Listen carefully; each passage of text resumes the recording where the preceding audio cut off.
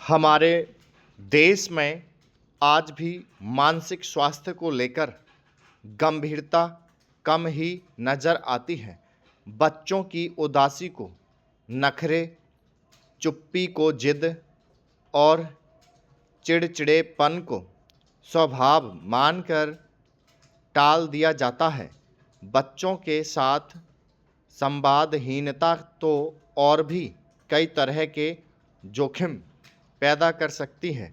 ऐसे में बच्चों का अकेलापन उन्हें डिजिटल मंचों पर परोसी जा रही विभिन्न सामग्री की ओर आकर्षित करने लगता है।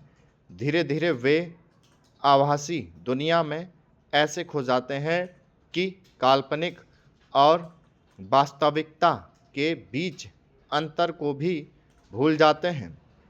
विशेषकर आजकल स्मार्टफोन में जिस तरह के ऑनलाइन गेम परोसे जा रहे हैं, उनसे बच्चों और किशोरों के मस्तिष्क पर गहरा प्रभाव पड़ता है। वे आभासी दुनिया को ही असलियत समझने लगते हैं और कई बार आत्मघाती कदम तक उठाने को तैयार हो जाते हैं। पिछले कुछ समय में देश के अलग अलग इलाकों में कई ऐसी खबरें आईं जिनमें स्मार्टफोन में किसी वीडियो गेम के असर में बच्चों ने जान गंवा दी या फिर गेम खेलने से मना किए जाने पर आत्मघाती कदम उठा लिया।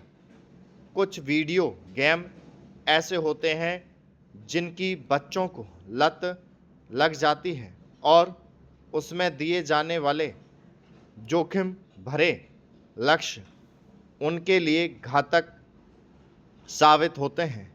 भारतीय समाज में अधिकतर माता पिता यह मान लेते हैं कि अगर उनका बच्चा स्मार्टफोन के साथ घर के किसी कमरे में है तो वह सुरक्षित है, मगर उन्हें शायद इस बात का आभास नहीं होता है कि स्मार्टफोन के जरिए पूरी दुनिया उस कमरे में घुस आती है। यही नहीं, पढ़ाई, करियर और अनुशासन पर जोर देते देते कई बार बच्चों के साथ भावनात्मक संवाद भी छूट जाता है और यही चूक आगे चलकर जोखिमपूर्ण साबित हो सकती है। ऐसे में ज़रूरत इस बात की है कि माता पिता नियंत्रक नहीं, संवादक बने।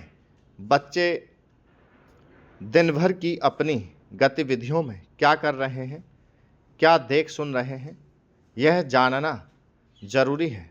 अगर बच्चा स्मार्टफोन पर ज़रूरत से ज़्यादा समय बिताने लगे तो उसके पीछे कारण को समझना भी अति आवश्यक है। आजकल आभासी दुनिया में ऐसे कई तरह के खेल परोसे जा रहे हैं जो बच्चों और किशोरों को आत्मघाती कदम उठाने के लिए उकसाते हैं। शुरू में ये खेल बहुत रोचक होते हैं, जिस कारण बच्चा उनमें फंसता जाता है।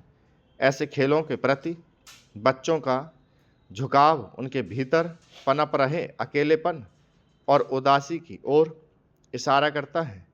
विशेषज्ञों के मुताबिक ऐसे संकेत लंबे समय से चल रहे मानसिक दबाव और भावनात्मक अलगाव का परिणाम होते हैं।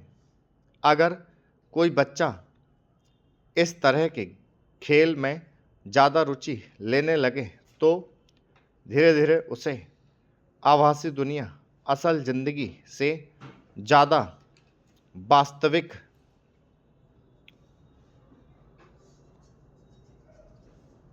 लगने लगती है। इन संदर्भों ने एक बार फिर हमारे सामने यह प्रश्न खड़ा कर दिया है कि क्या हम अपने बच्चों की बदलती दुनिया को सचमुच समझ पा रहे हैं? क्या हम उनसे इतना संवाद स्थापित कर रहे हैं कि वे बेझिझक अपने मन की उलझन हमसे साझा कर सकें। स्टॉप